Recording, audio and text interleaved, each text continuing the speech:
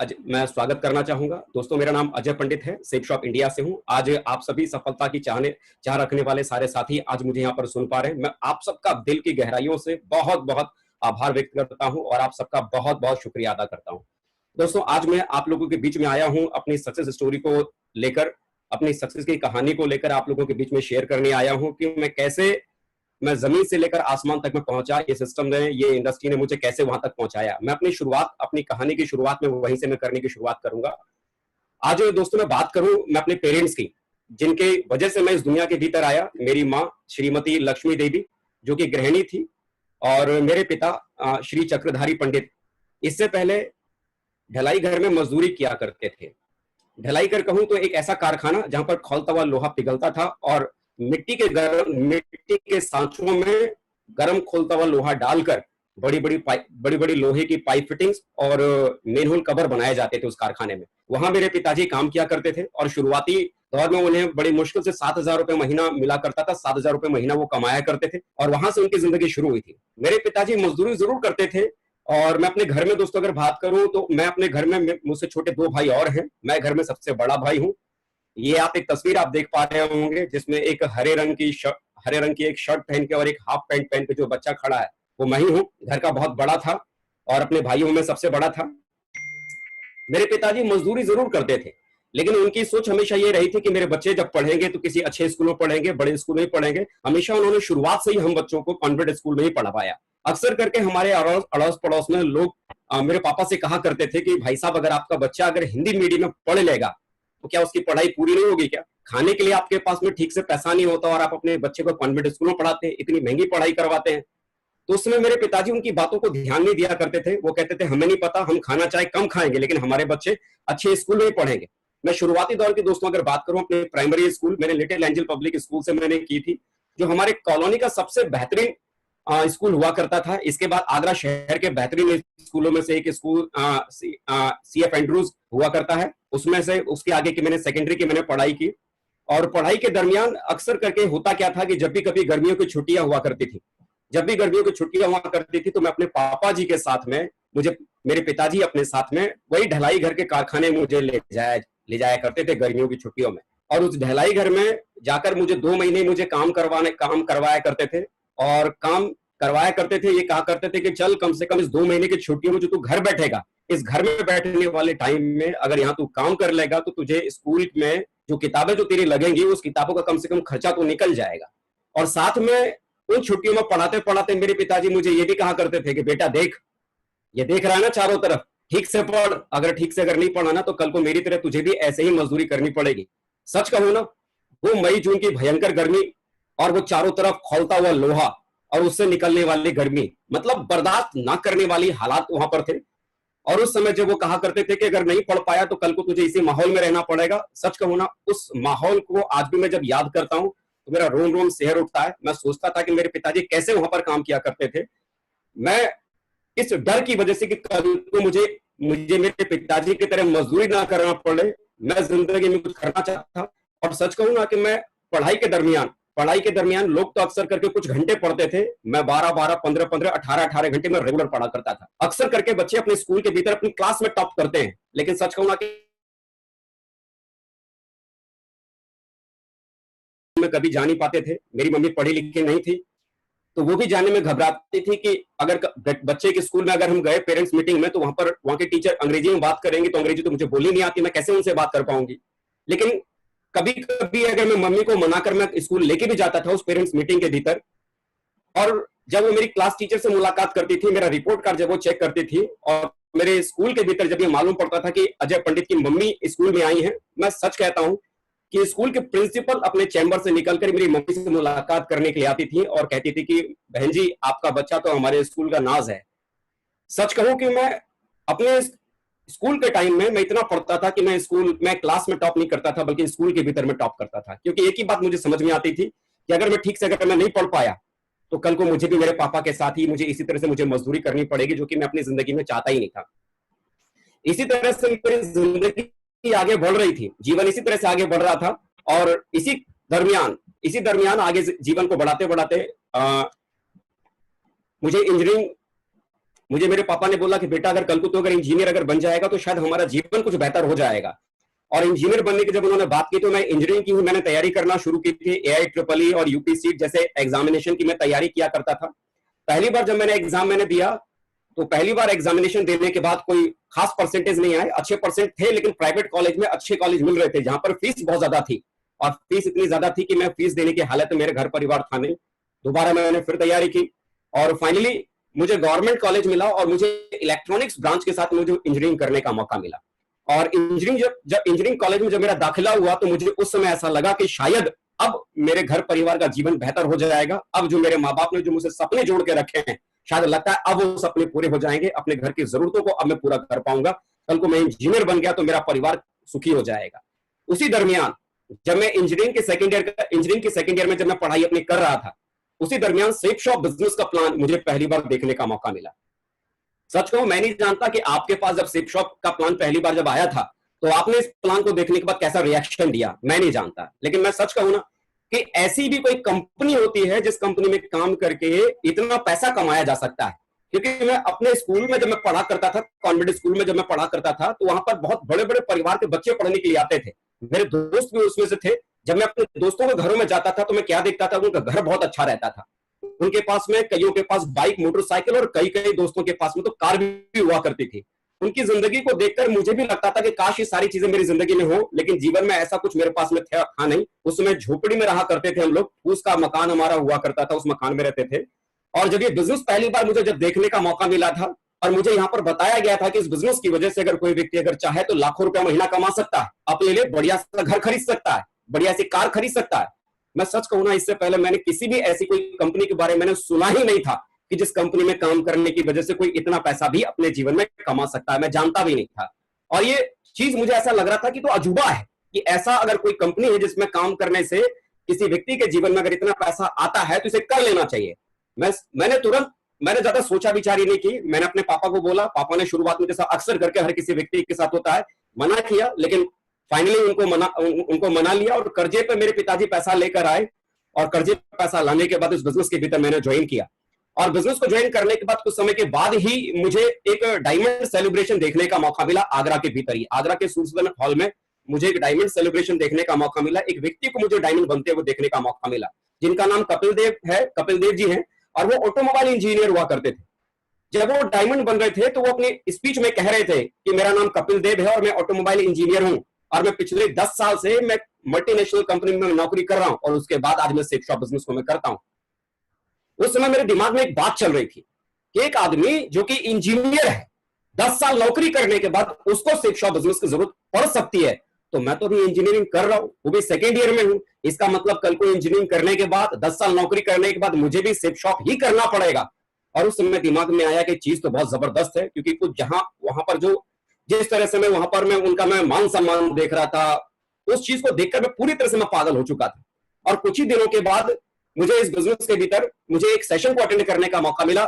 दिशा कहते थे मेरे अपलाइन की दिशा में जाने से आदमी की दशा बदल जाती है। मुझे समझ में नहीं आता था। शुरुआत में मेरे अपलाइन ने मुझे बोला कि अजय जी आपको दिशा में जाना है, तो मैंने बोला चलो भेजो तो सर, मैं चला जाऊंगा। उन्होंने बोला ऐसे नहीं, वहां पर 5,500 रुपए लगता है। उस समय 5,500 रुपए फीस हुआ करती थी दिशा में जाने की। किराया भाड़ा करीब करीब जोड़ जाड़ के कितना खर्चा लगता था, 5,500-6,000 रुपए के समथिंग था उस समय। 5,500-6,000 बोला सर अभी तो मैं जुड़ा हूं, मैंने तो कुछ कमाया भी नहीं और आप कहते हो कि दिशा में जाना पड़ेगा। मेरे अपलाइन ने उस समय मुझे बोला कि अजय जी मैं ये नहीं जानता कि आप कैसे जाओगे, आप चाहे चोरी करो, डाका डालो, जेब काटो, गर्दन काटो, मुझे नहीं मालूम आप क्या करोगे, लेकिन आपको दिशा में जाना है। वहां जाने से ही आपकी जिंदगी में एक नया विजन मिलेगा, एक नया डायरेक्शन आपको मिलेगा। पहली बार मेरी अपलाइन ने मुझे ऐसी बात कही थी कि जेब काटो, डाका डालो, गर्दन काटो। आज तक मेरी अपलाइन ने ऐसी कोई बात नहीं की और मैं उन पर अंधों की तरह विश्वास करता था। उनकी ऐसी बातों को सुनने के बाद मुझे लगा कि जो कह रहे हैं मुझे जाना चाहिए। घर में मैंने अपने मम्मी पापा को मैंने बोला, भाई स्टूडेंट था, स्टूडेंट कभी भी अगर पैसे के जुगाड़ करेगा तो कहां से करेगा, जाहिर सी बात है अपनी मम्मी पापा के पास जाएगा, क्योंकि मैं उस समय कमाता नहीं था बल्कि उनसे लेकर तो अपनी कॉलेज की फीस में भरा करता था। और मेरे कॉलेज की फीस ही मेरी मम्मी और मेरे पापा जी घर मकान की एक एक चीज को बेच बेच के भरते थे। एक एक गहना बिक चुका था मेरी पढ़ाई लिखाई के भीतर। जब मैंने अपने पापा से बोला, अपनी मम्मी से मैंने बोला कि पापा मुझे एक जगह जाना है, दिशा करने के लिए जाना है, सीखने के लिए जाना है, जो मैंने काम करना शुरू किया उसके भीतर मेरे पापा ने उसमें बहुत डांट लगाया, बोला तेरा दिमाग खराब हो गया, तेरा बाप कितना मुश्किल से 7,000 महीना कमाता है और तू कहता है कि 7,000 मुझे दे दो और मैं उसको लेकर मैं घूमने फिरने के लिए जाऊंगा। उन्होंने शुरुआत में इनकार कर दिया, लेकिन आखिर उनके पास मना मुनू के में ले आया। मेरी मम्मी ने अपने गहने को गिरवी रखा सुनार के पास और अगले दिन मुझे पैसा लाकर दिया। तो मेरी मम्मी के गहने रखे हुए पैसे से मैं पहली बार दिशा अटेंड करने के लिए मैं गया था। मैं नहीं जानता था दिशा के बारे में, और जिंदगी जिस तरह से बहुत छोटी थी, वहां जाने के बाद जिस तरह का माहौल चारों तरफ मुझे देखने का मिला, सच कहूंगा कि मैंने अपने जीवन में इस तरह का माहौल मैंने जिंदगी में कभी देखा ही नहीं था। इतना अच्छा खाने के लिए था कि मैं आपसे मैं क्या कहूं, मैंने जी भर के खाया। इतनी वहां पर मस्ती करने का मौका मिला कि मस्ती करने का एक पल भी मैं खोना नहीं चाहता था। जी भर के खाया, जिस तरह का माहौल था, जिस तरह की चीजें थी। पहली बार नागपुर जाने का मौका मिला था दिशा में, मैं समझ ही नहीं पाया कि इतनी अच्छी जगह भी हो सकती है, इतना अच्छा खाना भी हो सकता है। सच कहूं ना, हमारे घर में अच्छा खाना तो कभी तीज और त्योहारों में ही बना करता था, और वहां पर जिस तरह का खाना देख पा रहा था, सच कहूं ऐसा खाना तो मैं घर में भी कभी जिंदगी में नहीं खा पाता था। खूब जी भर के खाया। जब वो सेशन की जब बारी आई, आज मैं बड़ा गर्व करता हूं कि दिशा वर्कशॉप जो मुझे पहली बार जो अटेंड करने का मौका मिला, हमारे great great great Mahaguru success support system के फाउंडर माननीय श्री संजय जैन सर के माध्यम से मुझे वो वर्कशॉप अटेंड करने का मौका मिला। जब वो दिशा का सेशन चल रहा था, उस समय बातें समझ में बहुत ज्यादा आ नहीं रही थी कि क्या हो रहा है, लेकिन जिस दिन वो 4 दिन दिशा का वर्कशॉप जब खत्म हुआ, उस 4 दिन के दिशा के वर्कशॉप के खत्म होने के बाद मेरे दिमाग में एक ही बात चल रही थी कि यार मैं इतने बड़े इंजीनियरिंग कॉलेज में पढ़ता हूं, जहां एक से बढ़कर एक प्रोफेसर हैं, लेक्चरर हैं, डीन हैं, इतने हाईली क्वालिफाइड टीचर हैं, प्रोफेसर हैं। जो बातें यहाँ दिशा के भीतर बताई जा रही हैं, काश ये बातें हमें भी उस कॉलेज के भीतर अगर बताई गई होती, तो मुझे लगता है कि प्रोफेशनल डिग्री लेने वाला कोई भी व्यक्ति आज की तारीख में मार्केट में कोई बेरोजगार नहीं होता। ऐसी बातें जो यहाँ पर सिखाई पढ़ाई जा रही हैं, हमारे कॉलेज के भीतर ये सारी बातें क्यों नहीं सिखाई जा रही। उस दिन दिल और दिमाग में एक बात आई कि कल को मैं अगर इंजीनियर बनता भी, तो इंजीनियर बनने के बाद सिर्फ अपना और अपने परिवार का जीवन बदल सकता था। लेकिन उस दिन दिमाग में एक बात आई कि अगर अजय, अगर तू एक बार अगर डायमंड बन गया, तो तेरे डायमंड बनने की वजह से, तेरी वजह से हजारों और सैकड़ों लोगों का जीवन बन सकता है। और उस दिन मुट्ठी बांध कर डिसीजन लिया कि कुछ भी हो जाए, मुझे हर हाल में डायमंड तो बन के दिखाना है। दूसरी बार दिशा भी करने के लिए गया। मुझे बड़ा गर्व होता है ये बात कहते हुए कि हमारे ग्रेट महागुरु जी श्री नरसिंह ग्रेवाल सर के माध्यम से मुझे दूसरा दिशा वर्कशॉप अटेंड करने का मौका मिला। वहां से आने के बाद लगातार मैं काम करने की मैं शुरुआत कर रहा था। दिशा अटेंड करने के बाद मैंने काम करने की शुरुआत की। शुरुआत में मैंने 256 लोगों को इस बिजनेस के बारे में समझाया, लेकिन मजे की बात, उन 256 लोगों में से एक आदमी भी मेरे साथ नहीं जुड़ा। उस समय तो मुझे ऐसा लगता था कि भगवान ने पता नहीं कौन सी मनुष्य वाली कलम से मेरी किस्मत लिखी है, एक भी आदमी फंस नहीं रहा है। मुझे लगता था कि लगता है ये फंसने फंसाने वाला काम मुझे समझ में नहीं आ रहा है। लेकिन लगातार दिशा का वो पावर मेरे भीतर था, काम लगातार करता चला जा रहा था, और काम करते करते मैं सिल्वर बन गया। लेकिन सिल्वर भी कौन सा 1:1 वाला नहीं, जहां पर 25 लोग लेफ्ट में और 25 लोग राइट में हुआ करते थे। मेरी एक लाइन लंबी हो गई और दूसरी लाइन में मेरे साथ में वहां पर 21 लोग थे। 1:2 के हिसाब से मैं सिल्वर बन गया था, और जिसकी वजह से मुझे सिल्वर मीटिंग को भी अटेंड करने का मुझे मौका मिला। यकीन के साथ मैं कह सकता हूं कि मैंने उस समय हर मीटिंग, हर संडे का सेमिनार, हर फ्राइडे की ट्रेनिंग, हर डायमंड सेलिब्रेशन, हर दिशा वर्कशॉप, हर लीडर मीटिंग, हर ग्रुप मीटिंग, जो भी मीटिंग मेरे अपलाइन मुझे रिकमेंड किया करते थे, सारी मीटिंग है, सारी ट्रेनिंग है, मैं सब कुछ अटेंड करता था, सारी चीजें करता था। उसके बावजूद 3.5 साल इस बिजनेस को देने के बावजूद मैं सिल्वर का सिल्वर ही था। सिल्वर भी कैसा, जिसकी छोटी लाइन में 21 ही लोग थे, 25 भी आदमी पूरे नहीं थे, ऐसा वाला मैं सिल्वर था। 3.5 साल गुजर चुके थे और इस बिजनेस के भीतर मैं पूरी तरह से मैं फेल हो चुका था। मुझे ये बात समझ में आ गई थी कि 3.5 साल इस काम को करने के बाद, सिस्टम की हर एक्टिविटी को अटेंड करने के बावजूद मैं सिल्वर से ऊपर में जा ही नहीं पाया। तो मुझे एक बात समझ में आ गई कि यहाँ पर जो दूसरे लोग जो डायमंड बनते हैं, शायद उनकी किस्मत बहुत अच्छी है, शायद वो ऊपर से कोई अच्छी किस्मत लिखवा के आए हैं जिसकी वजह से वो डायमंड बन गए। लगता है मेरी किस्मत में ऊपर वाले ने डायमंड बनना लिखा ही नहीं। और ये सोच कर कि मैं अब इस जन्म में डायमंड बन नहीं सकता, 3.5 साल सेफ शॉप बिजनेस करने के बाद मैंने इस बिजनेस को मैंने छोड़ दिया। छोड़ने के बाद इस बिजनेस के भीतर मैं पूरी तरह से हताश हो चुका था, निराश हो गया था, परेशान हो गया था, क्योंकि मैं अपनी इंजीनियरिंग को 2 साल करने के बाद मैं छोड़ के चला आया था, इस उम्मीद पर कि सेफ शॉप में आने के बाद मैं डायमंड बन के दिखाऊंगा, जिंदगी बना के दिखाऊंगा, माँ बाप का गर्व बन के दिखाऊंगा। इंजीनियरिंग को छोड़ डाला, 3.5 साल सेफ शॉप इंडस्ट्री को भी दिया, लेकिन उसके बावजूद जीवन वहीं का वहीं था। यकीन मानिए, मैं अपने घर में जब मैं रहता था ना, अपने घर में अंधेरे कमरे के भीतर अंधेरा करके कोने में एक तरफ चुपचाप मैं बैठा पड़ा रहता था। मेरे घर वालों को कई बार तो पता ही नहीं होता था कि अजय घर में है भी या नहीं। मुझे समझ नहीं आता था कि मेरे जीवन का क्या होगा। जिस भरोसे में 3.5 साल मैंने सेप शॉप को दिया था कि मेरी जिंदगी यहां से बनेगी, वहां कुछ भी नहीं हुआ। मेरे माँ बाप ही मुझे कहा करते थे, देखा हमने तुझे बोला था ना, ये बेकार की कंपनी है, बेकार के चक्करों में तू फंस गया, तूने अपना जीवन बर्बाद कर लिया। यहां तक कि मेरे पड़ोसी भी आते थे, मुझे समझाते थे कि बेटा तूने अपना जीवन बर्बाद कर लिया। मुझे समझ नहीं आता था कि अब मेरे जीवन का क्या होगा। मैं बहुत पूरी तरह से टूट गया था, निराश हो गया था, हताश हो गया था, और एकदम अपने आप को एक कमरे में मैंने चुपचाप बंद कर लिया था। किसी से बोलता नहीं था, किसी से बात नहीं करता था। मेरी माँ खाना देने आती थी, खाना खा लेता था, बाकी बोलना बतियाना मैंने बंद कर दिया था। 6 महीने तक ऐसा मेरा जीवन चला। मेरे घर वालों को लगा कि कहीं लड़का कुछ कर ना ले अपनी जिंदगी में, कुछ अपने आप का नुकसान ना कर ले। इस डर की वजह से उन्होंने 4 जुलाई 2011 को मेरी शादी कर दी। जब मेरी शादी हुई तो मुझे पहली बार मुझे ऐसा लगा कि जीवन में एक लड़की मेरे जीवन में आई है, मुझ पर विश्वास करके एक जिम्मेदारी मेरे ऊपर बढ़ी है। कल को मेरा परिवार भी बड़ा होगा तो जीवन में कुछ ना कुछ तो करना पड़ेगा। लेकिन जीवन में यह समझ नहीं आ रहा था कि अगर करूं तो क्या करूं। और शादी भी जो हुई थी ना मेरे यार, किसी मैरिज होम में या किसी बड़े होटल में नहीं हुई थी, बल्कि मंदिर में मेरी शादी हुई थी। मंदिर में भाई एक बेरोजगार निठल्ले लड़के की शादी किस तरह से हो सकती है, कैसे परिवार में हो सकती है। मेरी जो वाइफ है उनके जो पिताजी गैस वेल्डिंग का काम किया करते थे रोड के ऊपर बैठ के। अंबानी के घर में मेरा रिश्ता जा सकता था ना एक निकम्मे और निठल्ले लड़के के लिए। ऐसे ही जगह मेरी शादी हुई और मंदिर में मेरी शादी हुई।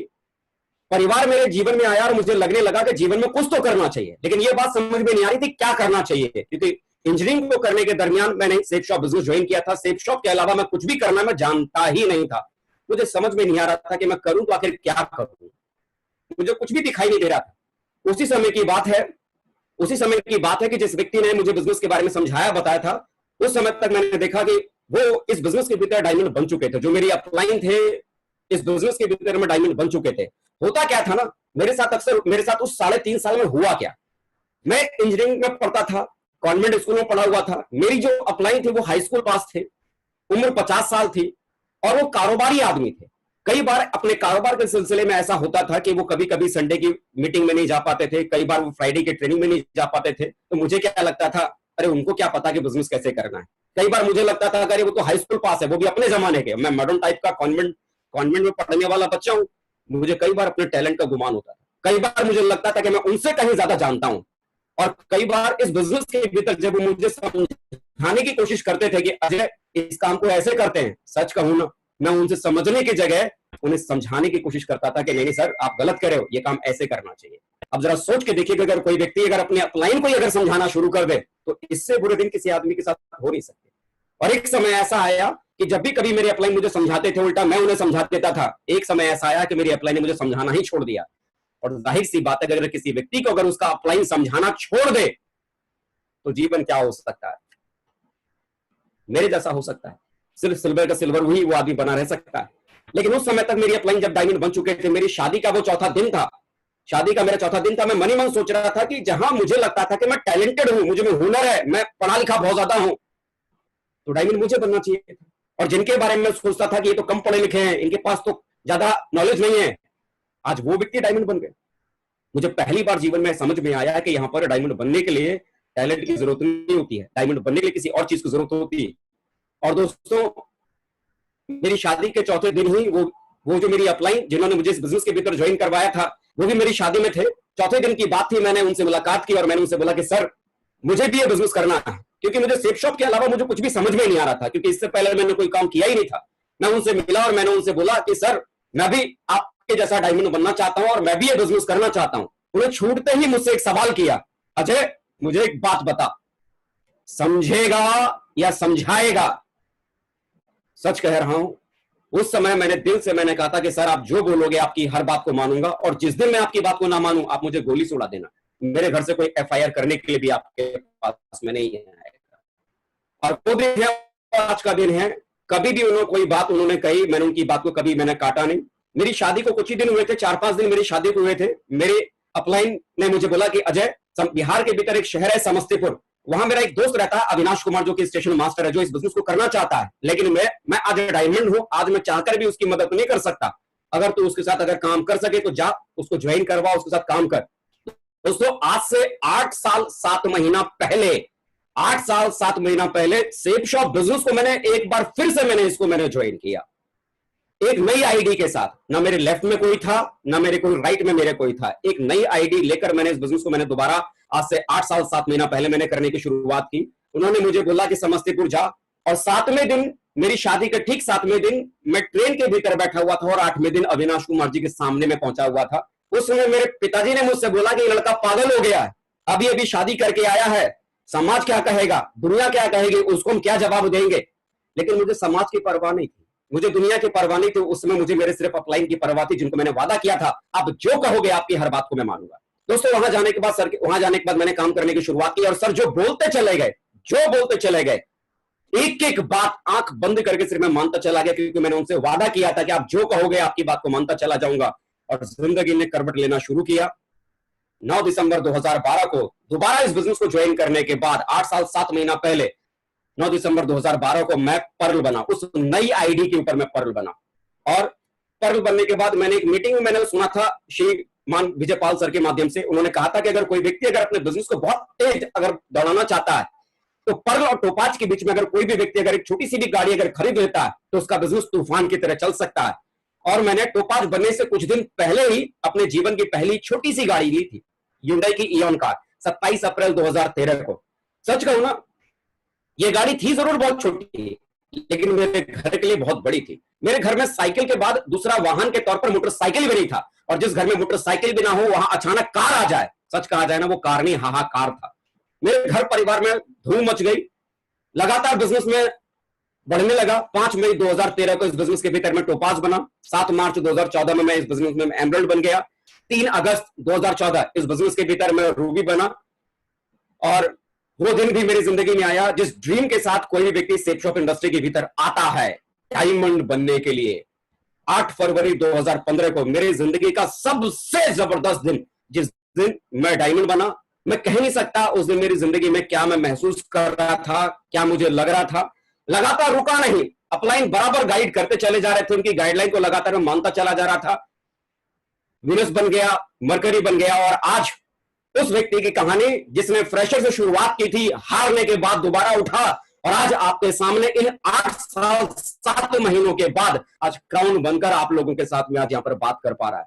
सच कहूं दोस्त, जिंदगी में कोई भी आदमी अगर करना अगर चाहे तो बहुत दूर निकल सकता है। बस खाली होता है, अपने आप पर खाली विश्वास करने की जरूरत होती है। आखिर विश्वास करने के बाद जिंदगी बहुत बड़ी बनती है। इस बिजनेस ने जिंदगी में बहुत कुछ दिया।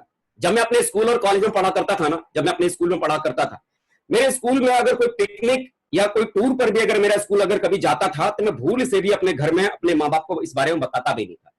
मुझे मालूम था कि अगर भूल से अगर मैंने अपने माँ बाप को इस बारे में अगर बता दिया ना, तो मेरी पढ़ाई लिखाई के लिए तो उन्होंने गहने जेवर बेच डाले। मेरे छोटे से शौक को पूरा करने के लिए पता नहीं घर में किस चीज को बेच देंगे, इस डर की वजह से मैं घर में बोलता भी नहीं था कि पापा हमारा स्कूल शिमला के टूर पे जा रहा है, हमारा स्कूल नैनीताल के टूर पे जा रहा है, कभी नहीं बोलता। लेकिन आज अगर बात करूं ना, इस बिजनेस ने पूरा हिंदुस्तान तो घुमा ही दिया। आज पूरी दुनिया को भी घुमाने का ठेका ले लिया है। घूमना शुरू किया Singapore, Malaysia, Hong Kong, Macau, Thailand, Finland, Australia, Hungary, ब्रिस्लाविया, Slovakia, Spain, Tehran, Russia, Italy, और अभी हाल ही में 5 अक्टूबर को स्विट्जरलैंड और पेरिस जाने वाले थे। लॉकडाउन की वजह से नहीं जा पाए। थाईलैंड और लंदन का टूर भी कंप्लीट हो गया। तो देखिए, जो व्यक्ति कभी आगरा से मथुरा आगरा से सिर्फ 55 किलोमीटर की दूरी पर है, जो व्यक्ति कभी आगरा से मथुरा तक का भी सफर नहीं कर पाया, वो इस बिजनेस की वजह से पूरा हिंदुस्तान जिस व्यक्ति ने देख डाला। और मजे की बात, मैं अकेला भी नहीं गया, अपनी वाइफ के साथ मैंने कई सारे देश में मैं घूमने के लिए मैं गया। रियल बता रहा हूं, जिस समय मेरी शादी हुई थी ना, मैं अपनी वाइफ के बगल में बैठने से भी घबराता था। मुझे इस बात का डर लगता था कि अगर मेरी वाइफ ने अगर गलती से मुझे बोला ना कि एक लिपस्टिक चाहिए, मेरी औकात 200 रुपए का लिपस्टिक खरीदने की भी नहीं थी। और आज बड़े गर्व के साथ मैं कह सकता हूं कि उसी वाइफ को आज विदेश भी घुमा पाया। तो इसकी वजह, इसका कारण सेप शॉप इंडस्ट्री रहा। आज मेरे ये 2 छोटे से बच्चे हैं, मेरे जीवन की राजकुमारियां हैं। एक बेटी 5 साल की है, दूसरी 2 साल की है। सच कहूं कि आज बहुत गर्व होता है कि आज मैं अपने बच्चों की हर छोटी से छोटी और हर बड़ी से बड़ी जरूरत नहीं, बल्कि चाहत को पूरा करने की ताकत रखता हूं। और उसकी वजह, उसका कारण सिर्फ और सिर्फ सेप शॉप मेरी जिंदगी के भीतर है। आज मेरे माँ बाप को इस बात का गर्व है, जिस तरह की जिंदगी को आज वो जी पा रहे हैं। आज उन्हें नाज है आज वो बहुत खुश है अपने जीवन के भीतर। आज मेरा पूरा परिवार जिस तरह की जिंदगी को जी पा रहा है, मेरा पूरा परिवार आज बहुत खुश है इस बिजनेस के भीतर। दोस्तों, मैं बता नहीं सकता कि मेरी कल की जिंदगी में और आज की जिंदगी में कितना बड़ा फर्क आ गया। जिन चीजों के बारे में जीवन में सोच भी नहीं सकता था, उससे भी कहीं ज्यादा सेफ शॉप बिजनेस ने मुझे मेरी जिंदगी में मुझे दिया। आज की जिंदगी एकदम शहंशाहों वाली जिंदगी बना दी। जिस जीवन के बारे में सोच भी नहीं सकते थे, सपनों का घर दे दिया उसके मकान में रहने वाले व्यक्तियों को, जहां मेरा पूरा एक परिवार एक कमरे के भीतर रहा करता था। 3 भाई और मेरे फादर मदर एक कमरे में सिर्फ रहा करते थे। एक कमरे में रहने वाले व्यक्ति के पास में आज अपना सपनों का मकान आ गया। ये मकान आज से 4 साल पहले मैंने इस बिजनेस के भीतर मैंने खरीदा था। जब मैं डायमंड बना था उस समय मैंने इस मकान को खरीदा था। मुझे लगता था कि मेरी जिंदगी का सबसे खूबसूरत मकान है, लेकिन मैं जानता ही नहीं था कि अभी खूबसूरती कहते किसको है, खूबसूरत मकान किसको कहते हैं। क्योंकि दोस्तों, अपलाइन ने एक के बाद एक बड़े बड़े अचीवमेंट लगातार वो देते चले गए। पहला मकान आया, मुझे लगा ये सबसे सुंदर है। उसके बाद दूसरा मकान आया, उसके बाद तीसरा मकान आया और उसके बाद चौथा मकान आया। आज सेफ शॉप बिजनेस में जिस तरह की तस्वीर जिस मकान की आप देख पा रहे हैं, ऐसे मकान मुझे सेफ शॉप इंडस्ट्री ने, सेफ शॉप बिजनेस ने एक नहीं बल्कि 4 आज दिए हुए हैं। 4 और चारों के चारों मकान इनसे भी बेहतर होते चले गए। इंजीनियरिंग करता था, जब मैं अपनी इंजीनियरिंग करता था तो सिर्फ 20 से 25 हजार महीना कमाने का सिर्फ सपना देखता था। लेकिन दोस्तों, जिस सपने के साथ लोग सेफ शॉप इंडस्ट्री को ज्वाइन करते हैं, वो 2 लाख सप्ताह की आमदनी कमाने के बारे में सोचते हैं। आज दोस्तों, बड़े गर्व के साथ मैं कह सकता हूं कि आज ये सपनों वाली इनकम मैं रेगुलर ले रहा हूं। डायमंड बनने के 6 महीने के बाद से लेकर आज तक मैं नॉन स्टॉप कंटिन्यू आज मैं कैपिंग पे हूं। एवरी वीक मैं 2 लाख रुपए का चेक ले रहा हूं और आज 10 लाख से कहीं ज्यादा की इनकम आज हर मंथ इस बिजनेस की वजह से आज मैं कमा पाता हूं। ये सब कुछ हो पाया तो सिर्फ सेफ शॉप बिजनेस की वजह से। मुझे लगता है कि अगर कोई भी व्यक्ति अगर डायरेक्ट सेल की दुनिया में अगर बहुत बड़ी जिंदगी बनाना चाहता है, डायरेक्ट सेल की दुनिया में अगर बहुत बड़ा कोई काम करना चाहता है, तो जो कुछ बातें जो मैंने अपने अपलाइन से मैंने सीखी थी, मैंने अपने गुरुओं से मैंने सीखा था, मीटिंग्स में जाके, ट्रेडिंग्स में जाके, और जिन चीजों को मैंने गहराई से मैंने समझा था कि अगर कोई व्यक्ति अगर इन बातों को अगर मान ले, इन बातों की मानने की वजह से कोई भी आदमी जीवन में बहुत आगे बढ़ सकता है, डायरेक्ट सेल की दुनिया में लाखों की टीम बना सकता है।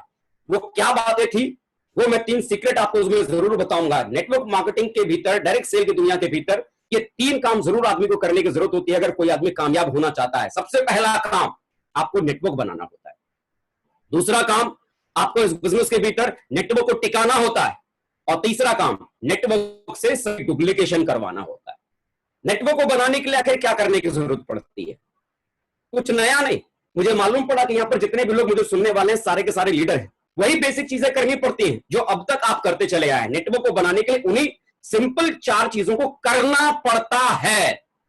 जानना नहीं पड़ता, मानना नहीं पड़ता, जानना नहीं पड़ता, उसे करना पड़ता है। क्या करना पड़ता है?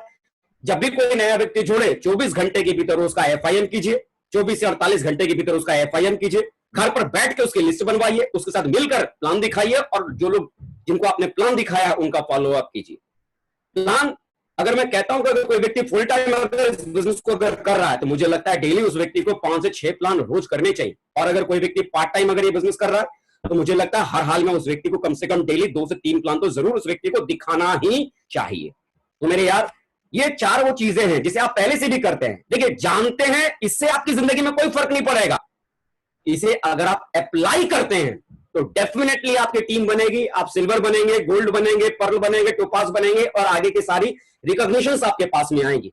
इसे करने से आपके पास में टीम बनेगी। और दूसरा जो काम करने की जरूरत पड़ती है, नेटवर्क को टिकाने की जरूरत पड़ती है। लोगों को जोड़ना, ये कोई बहुत बड़ा काम नहीं है। लोगों को जोड़ने के बाद उन्हें संभाल के उन्हें काबिल बनाना, ये बहुत बड़ा काम। बच्चों को पैदा करना कोई बहुत बड़ा काम नहीं।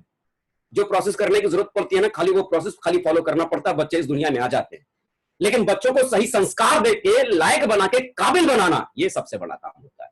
लोगों को इस बिजनेस के भीतर जोड़ना कोई मुश्किल काम नहीं होता। आप लोगों से मुलाकात करते हैं, उन्हें प्लान दिखाते हैं, उनका फॉलोअप करते हैं, सेल आपके पास आ जाती है।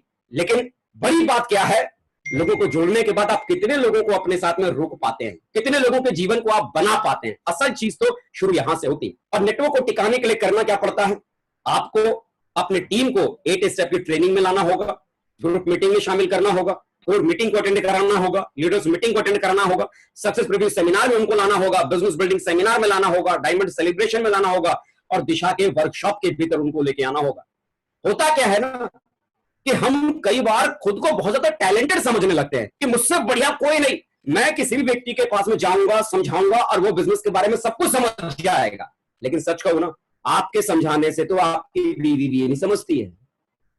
आपको क्या लगता है आपके समझाने से आपकी टीम समझ जाएगी? नहीं मेरे भाई, ये गलतफहमी जो आपने पाल रखी है ना कि मैं अपनी टीम को सब कुछ समझा सकता हूं, आप अपनी टीम को कुछ भी नहीं समझा सकते। आपको अगर अपनी टीम को समझाना है ना, ये बिजनेस क्यों करना जरूरी है, क्यों लोग बिजनेस को छोड़ देते हैं, क्योंकि उन्हें इस बारे में पता ही नहीं चलता कि मैं ये बिजनेस करने जो मैंने शुरू किया है, आखिर इस बिजनेस को करने के बाद मुझे मेरी जिंदगी में मिलेगा क्या, क्यों करना चाहिए, क्यों, उनको पता ही नहीं चलता। लेकिन जब आपकी टीम के लोग जब ये सारी एक्टिविटी में वहां पर जाते हैं, सिस्टम की एक्टिविटी में जाते हैं, तो उनका विजन क्लियर होता है। उन्हें आने वाले कल में उनकी आने वाली जिंदगी उनको दिखाई देना शुरू होती है। उन्हें मालूम पड़ता है कि इस बिजनेस की वजह से कितना बड़ा जीवन उनका हो सकता है। आप अगर उन्हें दिखाने बताने की कोशिश करेंगे ना, वो आपसे नहीं समझेंगे। उन्हें समझाने की कोशिश मत करो, उन्हें इस सिस्टम की एक्टिविटी में शामिल करो। जितना ज्यादा आप अपने लोगों को इन सारी एक्टिविटी में शामिल करके रखेंगे, उतना ही ज्यादा आपकी टीम में लोग जो जुड़े हैं वो इस बिजनेस में सर्वाइव करेंगे, रुकेंगे और आपके साथ कंधे से कंधा मिलाकर आगे बढ़ेंगे। दोस्तों, मैंने यही किया। 8 स्टेप की ट्रेनिंग में ज्यादा लोगों को शामिल किया, ग्रुप मीटिंग में, कोर मीटिंग में, लीडर्स मीटिंग में, बिजनेस बिल्डिंग सेमिनार में, डायमंड सेलिब्रेशन में, दिशा के भीतर। मैं नहीं जानता था, क्योंकि मुझे एक बात बताइए, मैंने इस बिजनेस की शुरुआत की थी तो अविनाश कुमार जी स्टेशन मास्टर थे। मैं जब उनके पास में गया था तो मेरा फाइनेंशियल बैकग्राउंड क्या था उनके मुकाबले? कुछ भी नहीं।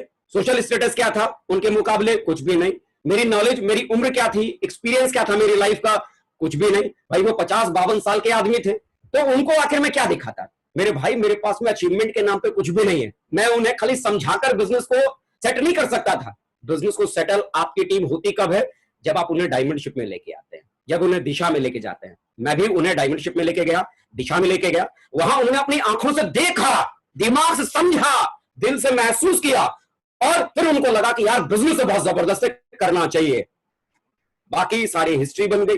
तो यकीन कीजिए, जब आपकी टीम भी इन सारी एक्टिविटी में रहेगी, तो जब आप कहते हैं ना कि सर मेरी 250 की टीम है और 250 की टीम में सिर्फ 5, 10, 15, 20 आदमी ही काम कर रहे हैं, अगर इस एक्टिविटी में अगर आपकी टीम अगर शामिल रहना अगर शुरू कर दिया ना, और आप भी उनके साथ अगर आपने बैठना शुरू कर दिया ना, तो आप ये कहेंगे कि सर टीम 250 की है, लेकिन मेरी टीम में एक्टिव लोगों की संख्या 200 आदमी की है। नेटवर्क को टिकाना ये बहुत ज्यादा जरूरी होता है।